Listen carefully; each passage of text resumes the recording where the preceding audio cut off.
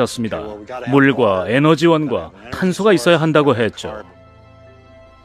하지만 저에게 가장 우선인 질문은 태양계의 다른 천체에 다른 형태의 생명체가 있을까 하는 것입니다. 만약 생명체가 다른 형태의 화학 반응을 통해 새로운 방식으로 성장할 수 있다면, 심지어 가장 살기 힘든 곳도 생명체가 살 수 있는 새로운 장소가 될 수 있지는 않을까요?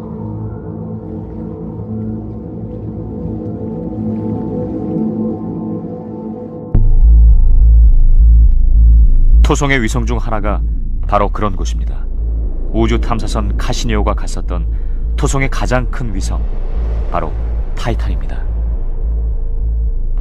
카시니오는 타이탄 대기에서 유기물질을 감지했고, 레이더를 통해 남극 상공의 구름 밑에서 기이한 것을 발견했습니다. 그건 마치 물로 된 호수처럼 보였죠. 이후 수차례 근접 비행을 한 결과 남극과 북극 양쪽에 수백 개의 호수가 산재해 있는 게 드러났습니다. 이렇게 많은 호수를 발견하고 그 비밀을 풀어야 한다니 정말 흥분됐죠. 타이탄은 지구 외에 표면에 액체가 있다고 알려진 최초의 천체입니다.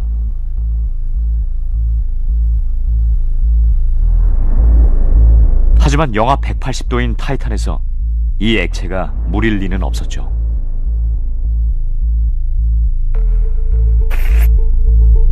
호수에 반사된 적외선을 분석한 결과 호수는 아주 낮은 온도에 액체 메탄과 에탄으로 채워져 있었습니다. 메탄과 에탄은 우리가 지구에서 연료로 사용하는 가스입니다. 수집된 데이터에 의하면 타이탄에 있는 메탄은 계곡을 만들고 구름을 형성시키며 심지어 비가 되어 내리기도 합니다. 액체 메탄이 지구의 물처럼 작용하는 것이죠.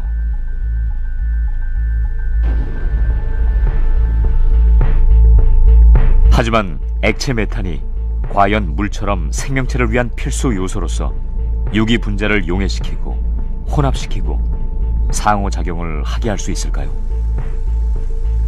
우주생물학자 크리스 맥케이는 바로 그 의문점을 연구하고 있습니다. 지구상의 예를 바탕으로 한 생명체에 관한 일반적인 이론에 의하면 액체가 반드시 필요합니다. 일각에선 꼭 물이어야 한다고까지 주장하죠. 하지만 타이탄이라면 어떨까요? 물 말고 다른 액체여도 되지 않을까요? 크리스 맥케이는 타이탄의 생명체가 존재하려면 핵심적인 과정이 먼저 일어나야 한다고 생각합니다. 가장 널리 인정되는 이론에 의하면 그건 바로 원시 지구에서 일어났고 결과적으로 인류를 탄생시키게 했던 과정입니다. 그 과정이란 생명체의 구성 요소인 유기 분자가 물 속에 용해되는 것입니다. 일단 이 액체 속에서 유기 분자들이 혼합되고 반응을 해서 더 크고 복잡한 분자를 형성한 뒤 마침내 살아있는 생명체가 되는 것이죠. 타이탄의 생명체가 존재하기 위해선 먼저 유기 분자가 액체 메탄에 용해되어야 합니다. 생명체가 어떻게 탄생했는지 정확하게 아는 사람은 없습니다. 크리스 맥케이가 관심을 갖고 있는 점은 유기 화합물이 메탄과 같은 액체에 용해될 수 있을까 하는 것이죠. 만약 용해된다면 지극히 낮은 온도에서도 생명체가 필요로 하는 화학 반응이 물이 아닌 다른 액체에서 일어날 수 있다는 걸 의미합니다. 우린 타이탄에 액체도 있고 에너지원도 있고 유기물질도 있다는 걸 알고 있습니다. 생명체가 존재할 수 있는 환경이라는 얘기죠.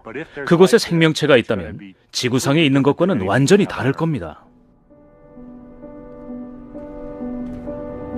그의 실험은 타이탄의 생명체의 존재 가능성을 파악하기 위한 하나의 단계입니다.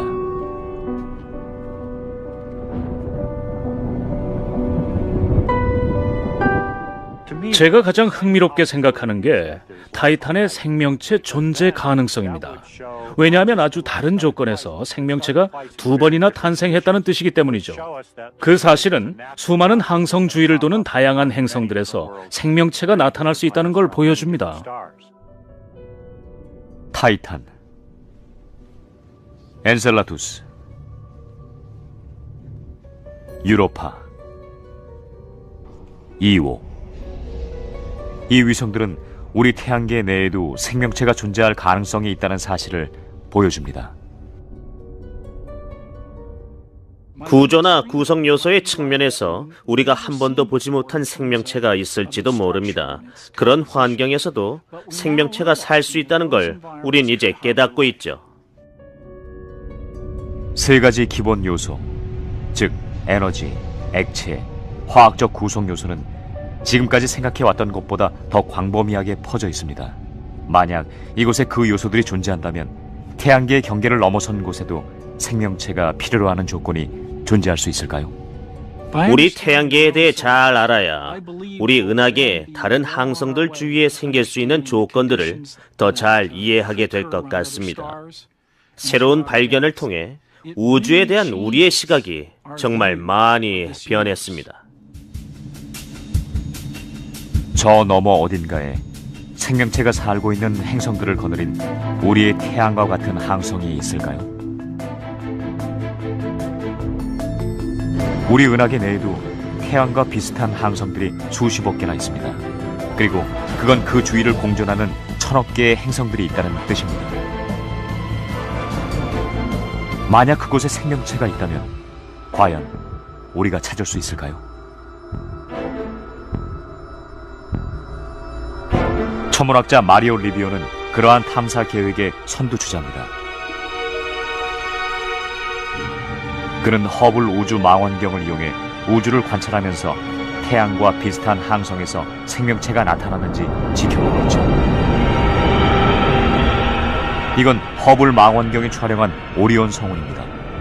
태양계에서 1500광년이나 떨어진 이곳의 거대한 먼지와 가스 구름 속에서 새로운 별이 태어나고 있습니다.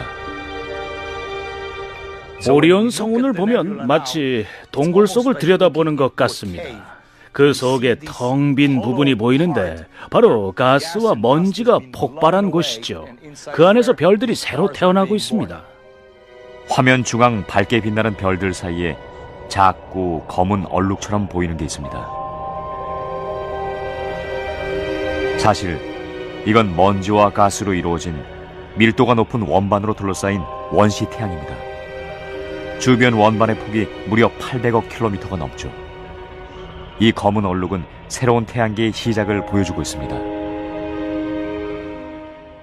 이 경우 원반의 가장자리를 볼 수 있는데 원반은 항성에서 나오는 빛을 완전히 가리고 있습니다. 그래서 항성이 보이지 않는 거죠. 다른 영상들을 보면 원반이 비스듬히 기울어져서 중심부에 있는 항성이 그대로 보입니다. 이렇게 회전하는 먼지와 가스 구름은 먼지와 얼음, 가스 입자가 서로 충돌하고 응집하는 과정을 거치면서 언젠가는 행성과 위성을 형성시키게 됩니다. 우리 태양계의 행성들이 탄생할 때도 똑같은 과정이 일어났다고 간주되고 있죠. 허블 망원경은 이처럼 소용돌이치는 원반이 지극히 흔하다는 사실을 밝혀냈습니다. 이런 원반 형태를 자주 볼 수 있다는 사실은 행성을 형성하는 물질들이 매우 흔하다는 뜻입니다. 따라서 행성계는 대부분의 항성 주위에서 형성된다고 볼 수 있죠. 하지만 이런 초기 태양계에서 생명체 유지에 필요한 요소들을 갖고 있는 지구와 같은 행성이 과연 창조될까요? 천문학자 조시 아이즈너가 그 해답을 찾고 있습니다.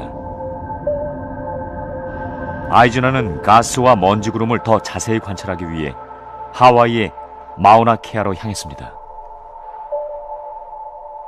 저 우주에 생명체의 구성 요소가 있는지 알고 싶습니다.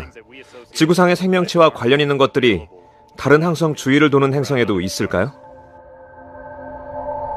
수백 광년이나 떨어져 있는 가스와 먼지 입자를 분석하는 것은 간단한 일이 아닙니다. 이런 일엔 감도와 정확도가 아주 높은 장비가 필요한데요. 예를 들어 캑 망원경 같은 거죠.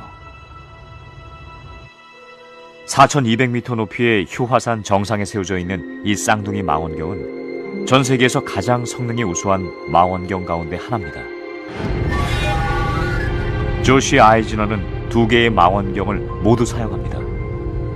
분광기로 초기 태양계 내부에서 뿜어져 나오는 적외선을 분석해 초기 태양계가 무엇으로 이루어져 있는지 조사하고 있죠. 현재 먼지의 자세한 형태와 뜨거운 가스의 성분을 파악하려고 노력 중입니다. 언젠가는 대기나 바다의 일부가 될 수증기가 과연 거기에 있을까요? 그가 발견한 사실은 상당히 고무적입니다. 아이즈너는 멀리 있는 몇몇 태양계에서 탄소와 수소, 산소의 흔적을 찾고 있습니다. 이들은 생명체에게 필수적인 화학적 구성 요소를 만드는 데 필요한 3가지 요소죠.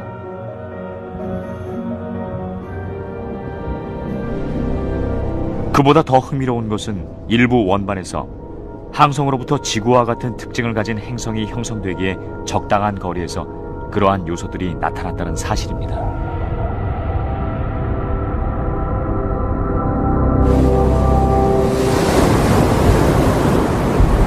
일단 이론적으로는 그렇지만 진짜 궁금한 것은 그런 행성이 실제로 존재하는가 하는 거죠.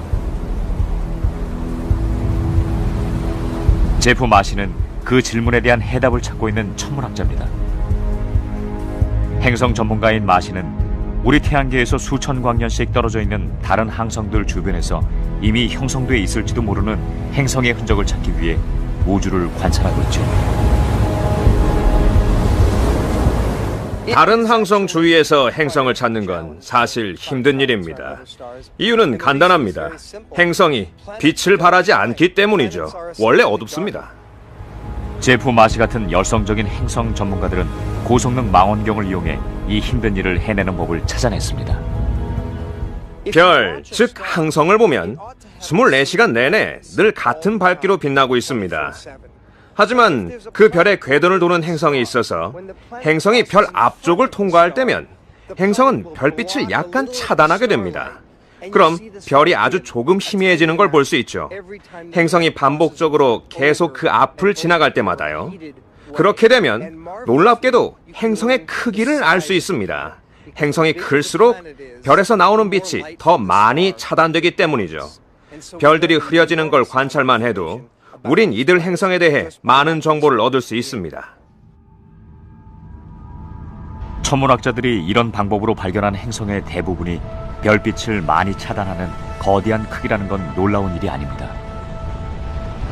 또한 행성들이 항성으로부터 받는 중력을 관찰함으로써 마시는 대부분의 거대한 행성들이 가스로 이루어져 있으며 생명체가 존재하지 않는다는 것도 계산해냈죠.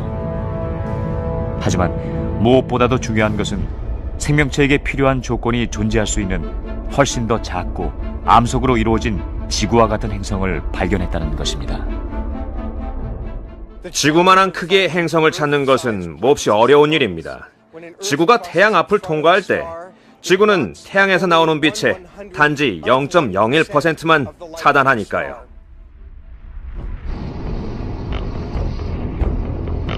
케플러 우주 망원경은 이런 미묘한 빛의 차이를 감지하기 위해 설계됐습니다. 케플러의 임무는 우주의 작은 한 지점에 초점을 맞추고 15만 개의 별을 자세히 관측해서 지구만한 크기의 행성을 찾아내는 것입니다.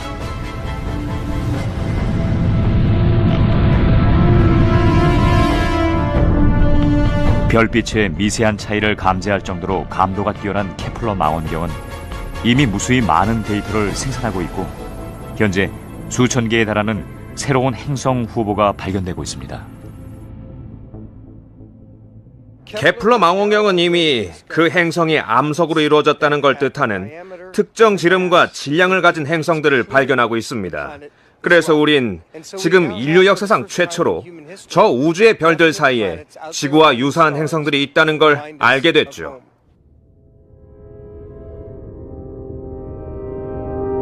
암석으로 된 이 행성들은 생명체를 유지하기엔 항성에 너무 가까이 있습니다. 하지만 발견된 수중 행성의 수치가 우리 태양계 너머에 있는 다른 태양계에 대한 우리의 시각을 변화시키고 있죠. 우린 목성과 토성만큼 거대한 크기의 행성이 만들어지는 것도 알고 있고, 해왕성만한 크기의 작은 행성들이 더 많이 만들어지고 지구만한 크기도 많이 만들어진다는 걸 잘 알고 있습니다. 행성의 숫자는 해변에서 볼 수 있는 바위와 자갈만큼이나 많습니다. 해변에 가면 큰 바위가 몇 개 있고 보통 바위는 더 많고 모래알갱이는 셀 수도 없이 많이 있는데요. 그 모래가 우주에 있는 지구만한 크기의 행성들을 나타냅니다. 제프 마시는 생명체가 존재하는 행성을 발견하는 건 오로지 시간 문제라고 말합니다. 우리가 지금 보는 이 광경은 생명체가 존재하는 지구 같은 행성들 사이에선 수도 없이 반복해서 일어났던 일일 거라고 생각합니다. 하지만 적당한 장소에서 액체 상태에 물로된 바다가 있는 적당한 크기를 가진 행성을 찾는다 해도 이렇게 멀리 떨어져 있는 지구에서 생명체를 감지할 수 있을까요?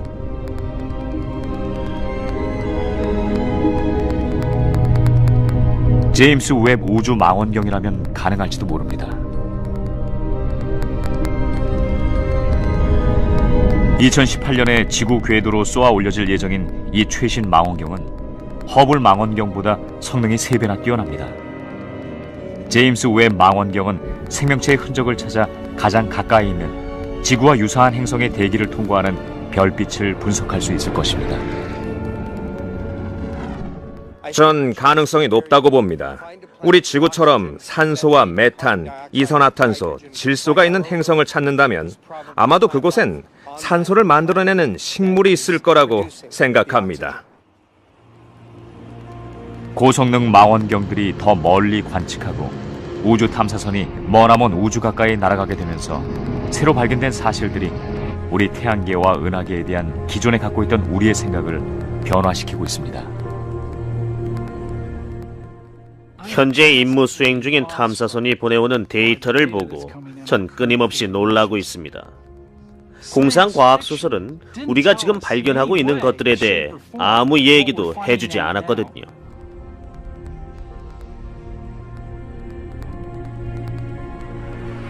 몇 년 후면 사람들이 지금 이 시기를 돌아보고 태양계 탐사의 황금기라고 말하게 될 겁니다.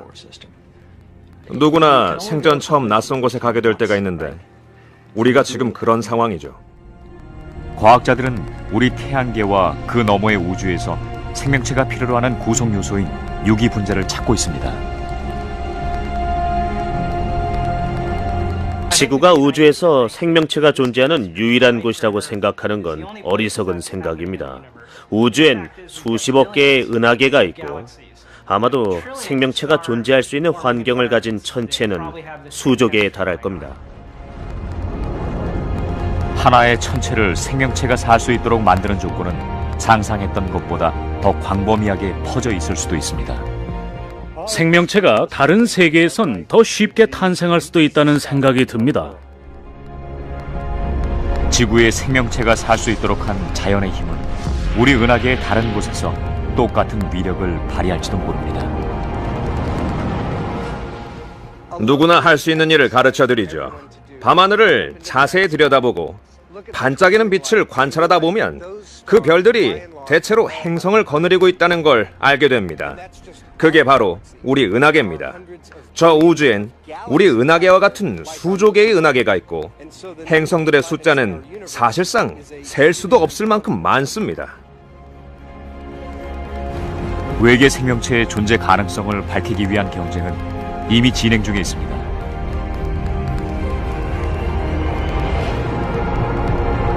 과연 생명체가 엔셀라두스 같은 위성에서 처음 발견될까요?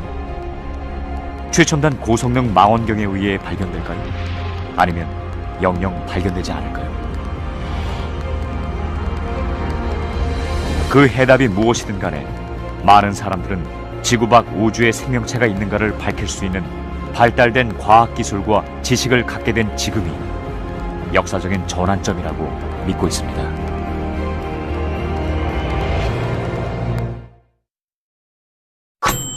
코코팡 해볼래? 구글 애플 앱마켓 1위 카카오 게임 영상 수상 전 세계 3,200만 다운로드. 쭉쭉판판 국민 게임 포커 같이 할래? 사부인 뭘? 이게 뭐다요? 아이 차례상엔 홍어죠. 아이고 참나. 어머니 그래도 술은 백화수복 맞죠? 그러지 그러지. 대한민국 어디서나 재래주는 백화수보.